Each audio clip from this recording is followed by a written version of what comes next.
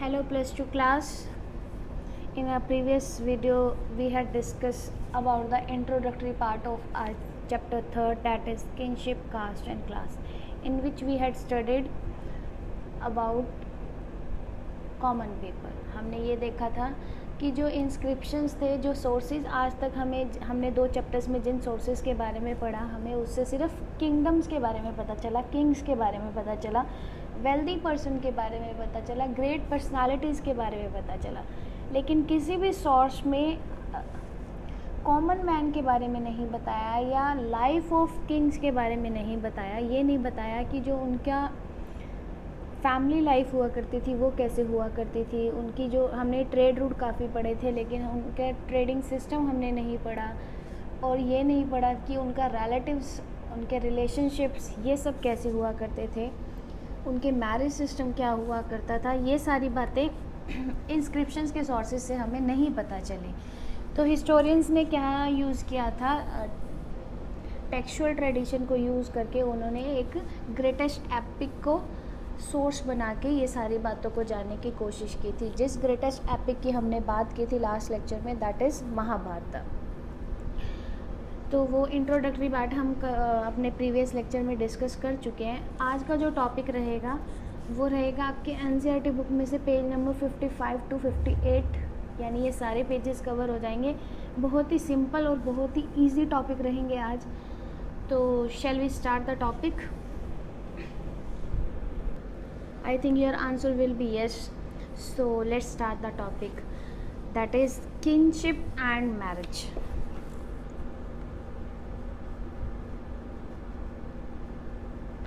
Kinship and marriage.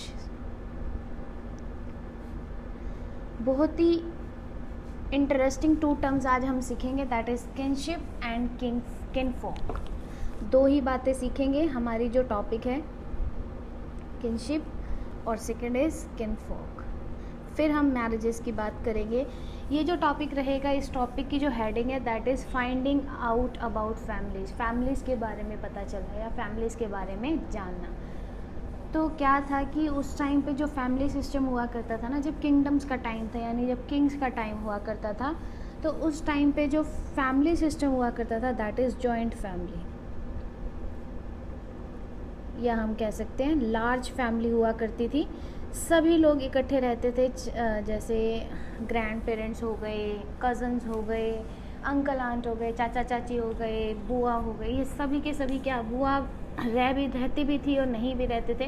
तो ये बड़ी सारी फैमिली को क्या कहते हैं, लार्ज फैमिली या जॉइंट फैमिली कहा करते थे. मेनली वहाँ का जो सिस्टम, उस टाइम का जो सिस्टम हुआ करता था that is joint family system हुआ करता था.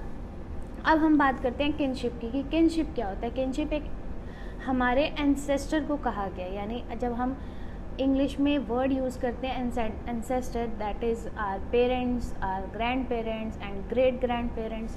तो इन्हीं सारे लोगों को हम क्या कहते हैं, हमारे एंसेस्टर्स कहते हैं. तो आपकी जो हिस्ट्री की बुक में है, ये जो वर्ड यूज़ किया गया एंसेस्टर की जगह, दैट इज़ किनशिप. किनशिप मतलब ऐसा पर्सन जिसके हम डिसेंडेंट हैं, ऐसा पर्सन जिसके हम डिसेंडेंट हैं, या हमारे फादर साहब डिसेंडेंट हैं, या उनके फादर साहब डिसेंडेंट हैं, या उनके फादर साहब डिसेंडेंट हैं, यानी एक ऐसा पर्सन जिससे ये फैमिली स्टार्ट हुई है, दैट इज़ कॉल्ड किनशिप. किन वर्ड जो दिया गया है वो उसी पर्सन को दिया गया है.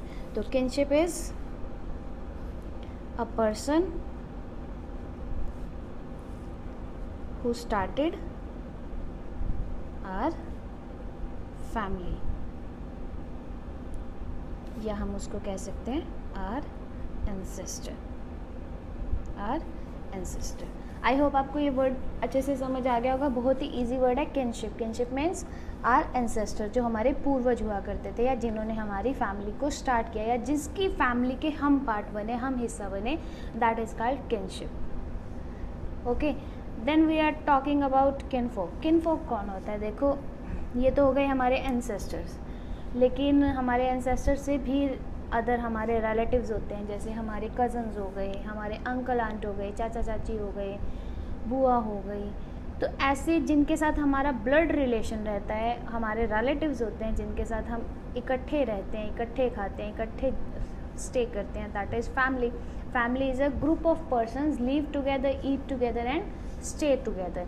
And kinfolk is our relatives. तो kinfolk किसके लिए यूज़ किया गया? हमारे relatives के लिए यूज़ किया गया, या persons to whom we have blood relations. We have blood relations. तो किनफोक और किंगशिप आई थिंक आपको समझ आ गया होगा. किनफोक आसान भाषा में कहे जाए तो हमारे रिश्तेदारों को कहा जाता है, वो रिश्तेदार जिनके साथ हमारे खून के रिश्ते होते हैं, दैट इज़ किनफोक. तो आपकी जो 2.1 फाइंडिंग अबाउट फैमिलीज़ है उसमें सिर्फ इतना ही है कि उस टाइम पर जो फैमिलीज़ हुआ करती थी दैट इज़ जॉइंट फैमिली. बहुत ही रेयर फैमिली ऐसी हुआ करती थी जो न्यूक्लियर या स्मॉल फैमिली हुआ करती थी, लेकिन जो मेनली फैमिलीज़ की टाइप पाई जाती थी वो जॉइंट फैमिली या लार्ज फैमिली पाई जाती थी. फिर हमने सीखा किनशिप. किनशिप मतलब हमारे एंसेस्टर या वो पर्सन जिससे हमारी फैमिली स्टार्ट हुई. एंड किनफोक ऐसे रिलेटिव्स जिनके साथ हमारा ब्लड रिलेशंस है. तो आपका जो 2.1 टॉपिक है उसमें सिर्फ इतना ही है. आप रीड आउट करना, आपको अच्छे से समझ आ जाएगी और यही 3 बातें ही आपको वहाँ फाइंड आउट होगी. Next move to our topic 2.2, that is ideal of patrilineal.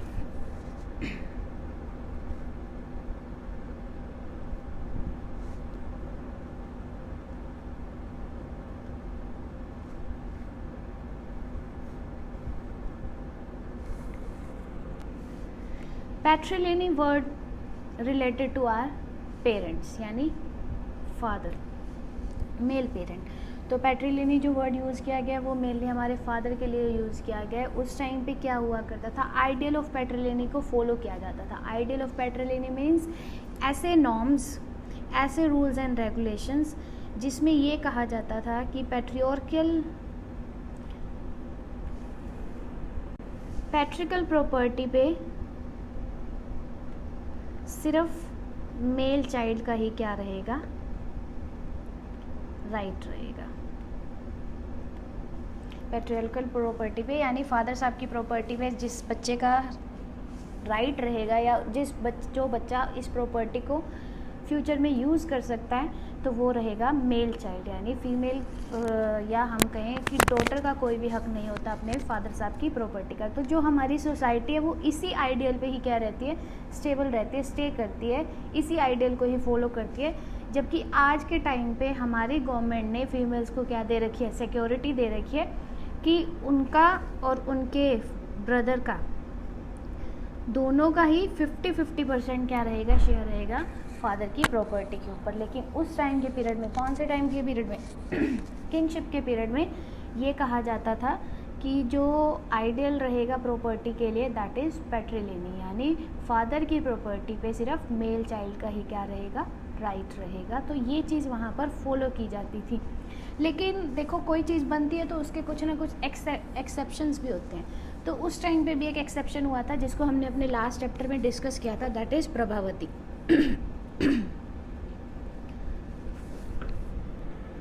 तो हमने प्रभावती के बारे में पहले भी डिस्कस किया था कि ये एक ऐसी फीमेल चाइल्ड थी जिसने अपने फादर की प्रॉपर्टी यानी उसके फादर ने सारी प्रॉपर्टी अपनी बेटी के नाम करी थी. क्यों? क्योंकि उसका कोई बेटा नहीं था और वो क्या बन गई थी, किसी टाइम पे क्वीन बन गई थी.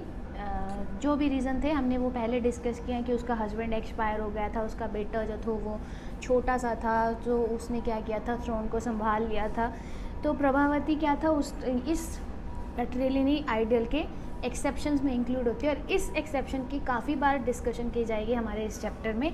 तो प्रभावती क्वीन को आपने याद ही रखना है. तो ये कुछ एक्सेप्शन थे पैट्रिलिनी आइडियल के लिए. तो ये जो पैट्रिलिनी आइडियल था वो बिफोर ग्रेटेस्ट एपिक से भी पहले इम्प्लीमेंट था. यानी जिस एपिक की हम बात कर रहे हैं महाभारत की, उस महाभारत से पहले भी ये पैट्रिलिनी आइडियल सोसाइटी में फॉलो किया जाता था. और जो महाभारत है वो भी एक बिगेस्ट एग्जाम्पल है पैट्रिलिनी का. क्या है? बिगेस्ट एग्जाम्पल है पैट्रिलिनी का. कैसे? कहते हैं कि जो पांडु यानी पांडव के फादर एंड धृतराष्ट्र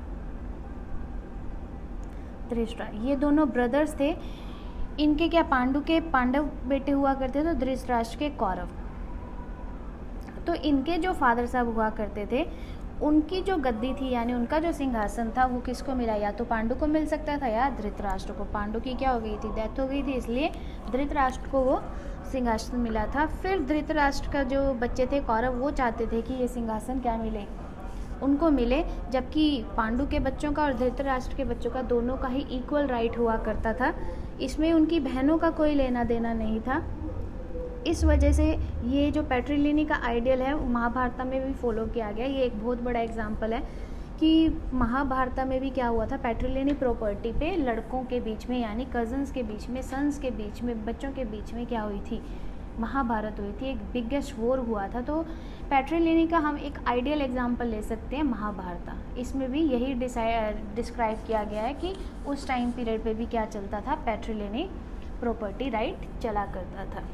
एक वर्ड और यहाँ पे यूज़ किया गया है, मैट्रिलिनी। अब हम मैट्रिलिनी की बात करेंगे। पैट्रिलिनी आई थिंक आपको समझ आ गया होगा, फादर की प्रॉपर्टी पे मेल चाइल्ड का राइट होना, दैट इज़ पैट्रिलिनी। अब हम बात करेंगे मैट्रिलिनी की। मैट्रिलिनी भी एक ऐसी टर्म है, मैट्रिलिनी एक ऐसी टर्म है जिसमें बच्चों की पहचान की जाती थी, रिकॉग्नाइजेशन होती थी मदर के नेम से, मदर के नेम से, रिकॉग्नाइजेशन बाय मदर नेम। आज भी अगर हम कभी किसी फॉर्म्स वगैरह में अप्लाई करते हैं तो मेनली वहाँ पे वैसे तो पेरेंट्स के दोनों के नेम की कॉलम होती है, लेकिन कई फॉर्म्स ऐसे होते हैं जिसमें सिर्फ फादर का ही नाम कुछ रखा होता है। मैट्रिलिनी हमारे यहाँ सोसाइटी में इतनी वैल्यूएबल नहीं है। लेकिन अगर मैं एग्जाम्पल की बात करूँ, जहाँ पे हमारे फादर साहब का घर होता है यानी हमारा जो घर होता है उस सारे एरिया में या उनके परिवार में हमें हमारे फादर साहब के नाम से जाना जाता है, ट्रेस बाय हिज नेम। ठीक है, दैट इज़, इसको हम कहेंगे पैट्रिलिनी। ये बहुत ही इजी एग्जाम्पल हो जाएगा आप लोगों के लिए समझना। तो इसे हम कहेंगे पैट्रिलिनी, यानी बच्चों की पहचान उनके फादर से होना, दैट इज़ पैट्रिलिनी। लेकिन जब हम अपने ननिहाल जाते हैं, नान के परिवार में जाते हैं, तो वहाँ पे हमें हमारी मदर के नेम से जाना जाता है। किसके नेम से जाना जाता है? मदर के नेम से, trace by our mother, that is called matriliny. तो इस टर्म से आपको समझ आ जाएगा कि मैट्रिलिनी और पैट्रिलिनी का मतलब क्या है, कि ऐसी पहचान जो फादर के नाम से मिली हो या ऐसी पहचान जो मदर के नाम से मिली हो, दैट इज़ मैट्रिलिनी। फादर के नाम से मिली हो, दैट इज़ पैट्रिलिनी। तो आइडियल ऑफ पैटर्नली उस टाइम पे फॉलो किया जाता था। आज भी बहुत सारी जगह ऐसी हैं जहाँ पर पैट्रिलिनी आइडियल फॉलो किया जाता है। अगर हम अपनी आज की सोसाइटी की भी बात करें तो पैट्रिलिनी ही फॉलो किया जाता है। लेकिन अगर बाय चांस कोई डॉटर अपने फादर की प्रॉपर्टी पे राइट रख सकती है तो हमारे लॉज एंड ऑर्डर की तरफ से ये एक लॉ बना हुआ है कि वो she can take her father property. ठीक है, लेकिन ओवरऑल जो फॉलो सिस्टम किया जाता है दैट इज़ पैट्रिलिनी सिस्टम। तो ये जो पैट्रिलिनी सोर्स आया था, मतलब ये चीज़ जो सीखी गई थी सोसाइटी में, किसने सिखाई थी? तो उसके लिए जो सोर्स था हमारे पास दैट इज़ ऋग्वेद। ऋग्वेद में ही लिखा गया था पैट्रिलिनी आइडियल के बारे में, जिसको लोगों ने फॉलो किया था, सोसाइटी में ये बात फॉलो होने लगी थी। तो ऋग्वेद ही वो सोर्स था जो पैट्रिलिनी आइडियल को लेकर आया था। तो ये एमसीक्यू पॉइंट ऑफ व्यू से काफ़ी इंपॉर्टेंट चीज़ है। ऋग्वेद ही एक ऐसा सोर्स था that is ideal of patrilineal. Now we are going to our next topic, that is rules of marriage.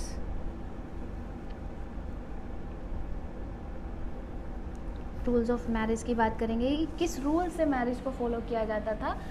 तो मेनली जो यहाँ मैरिज की जाती थी ना, that is for settlement of Wars, settlements of fighting. तो इन सारी चीज़ों को सुलझाने के लिए जो सोर्स यूज़ किया जाता था दैट इज़ मैरिज। मैरिज क्या करता था? एक कंप्रोमाइज़ का काम करता था। दो पार्टियों के बीच में कंप्रोमाइज़ हो जाता था, या हम कह सकते हैं एक अग्रीमेंट हो जाता था, जिससे उनके बीच की जो लड़ाई थी वो ख़त्म कर दी जाती थी। तो मैरिज का जो मेनली पर्पज़ था वो यही था कि कंप्रोमाइज़ या एग्रीमेंट कर दें दो राइवल्स के बीच में, उनकी डॉटर इनके घर भेज दें ताकि जो ये सारी लड़ाई झगड़ा है वो ख़त्म ही हो जाएगा और इनका आपस में प्यार बन जाएगा। लेकिन इसका मतलब ये नहीं है कि सिर्फ एक जो मैरिज सिस्टम था वो कंप्रोमाइज़ एग्रीमेंट या सेटलमेंट के लिए ही चल रहा था। उस टाइम पे भी क्या कहते हैं, हार्टली रिलेशन हुआ करते थे, दिल से रिश्ते बनाया करते थे, लव मैरिजेस भी हुआ करती थी। ये नहीं कि सिर्फ सेटलमेंट के लिए ही क्या किया जा रहा था, शादियाँ की जा रही थी। लेकिन मोस्टली जो वहाँ पे मैरिजेस हो रही थी दैट इज़ फॉर कंप्रोमाइज़ और एग्रीमेंट और settlement of Wars and fighting. तो ये वहाँ का रूल हुआ करता था मैरिजेस का। और मैरिजेस का रूल वही हुआ करता है जैसे इस टाइम पे भी हुआ करता है कि फादर ने अपनी बेटी का कन्यादान करना है, उसने उनको गिफ्ट देने हैं जिससे वो अपने इन लॉज़ की फैमिली में इजीली रह सके, जो उसको कमियां हो वो पूरी हो सके। तो जो टाइप्स ऑफ मैरिजेस आपकी बुक में डिफ़ाइन दिए गए हैं, वैसे तो धर्मशास्त्र के अकॉर्डिंग 8 तरह की शादियां बताई गई हैं। कितने तरह की? 8 टाइप्स ऑफ मैरिजेस यहाँ पर डिस्क्राइब करी गई हैं, जिसमें से 4 गुड डिफ़ाइन की गई हैं जिन्हें गुड कहा गया एंड 4 आर बैड वंस, और 4 गलत बताई गई हैं। तो जो 4 टाइप्स की मैरिजेस हैं उनके बाद हम बात करेंगे। वो मेनली जो 4 टर्म्स यूज़ की गई हैं आपकी बुक में, ये नहीं कहा गया कि ये चारों ही अच्छी हैं या ये चारों ही बुरी हैं। जो मेनली आपको 4 बातें शादी के बारे में, 4 तरह की शादियों के बारे में आपको पता होना चाहिए, उनके बारे में हम अब डिस्कस करते हैं। First is endogamy.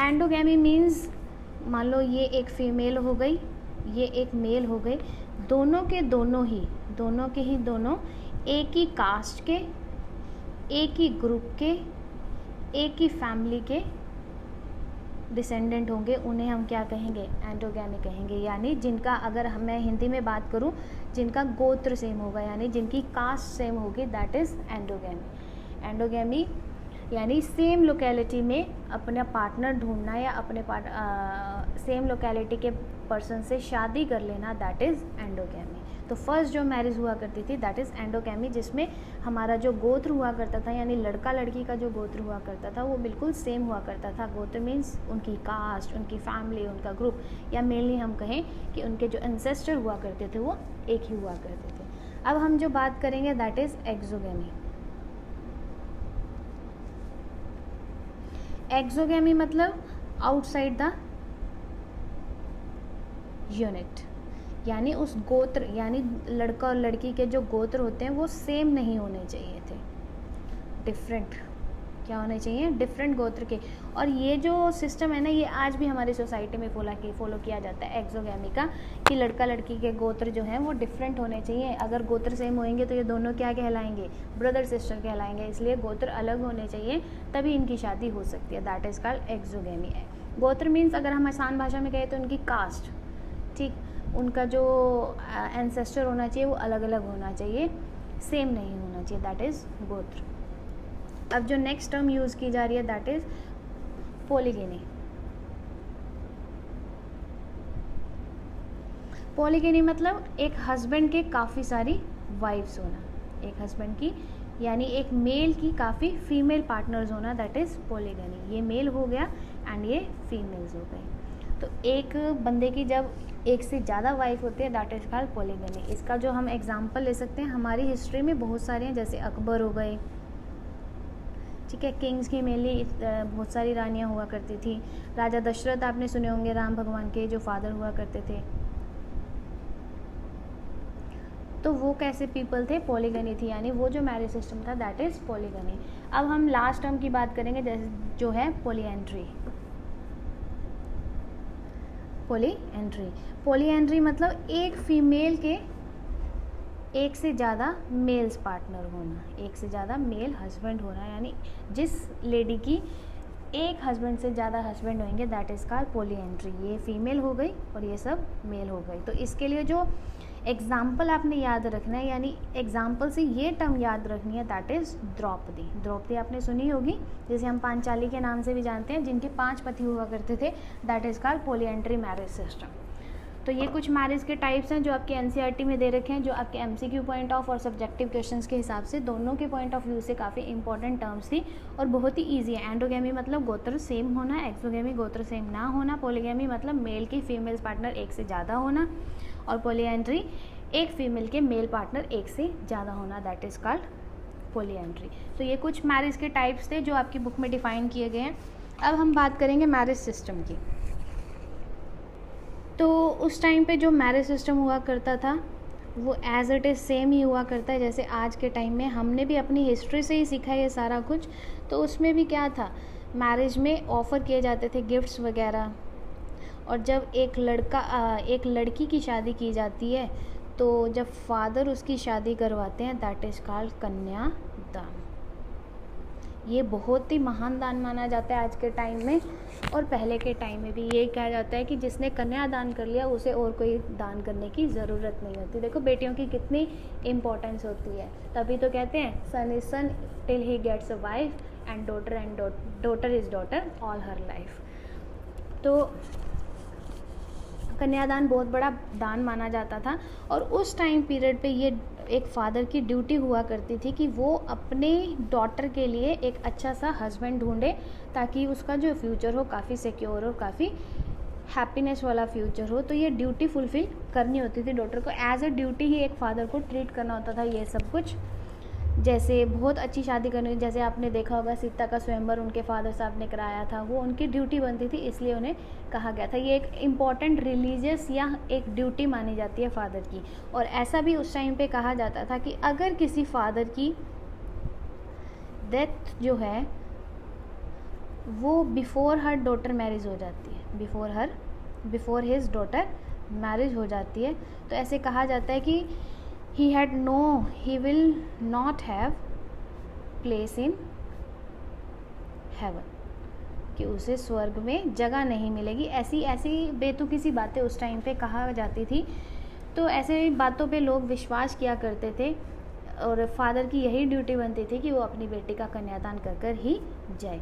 तो ये सारी बातें हिस्ट्री ने डिफ़ाइन कर रखी हैं। और ये जो मैरिज सिस्टम है या रूल्स ऑफ मैरिज हैं, ये सारा कुछ कहाँ पे डिफ़ाइन किया गया था, धर्मशास्त्र में, जिसको हमने पहले भी पढ़ा था, जिसे हम धर्मसूत्र भी कहते हैं। धर्मसूत्र और धर्मशास्त्र जो ब्राह्मण के द्वारा लिखी गई थी, उसमें ये सारी बातों को डिफ़ाइन किया गया था। लेकिन जैसे जैसे टाइम पीरियड एडवांस होने लगा, लोगों ने ये जो टाइप्स ऑफ मैरिजेस थी या ये जो धर्मशास्त्र और धर्मसूत्र था, इसको फॉलो करना बंद कर दिया था।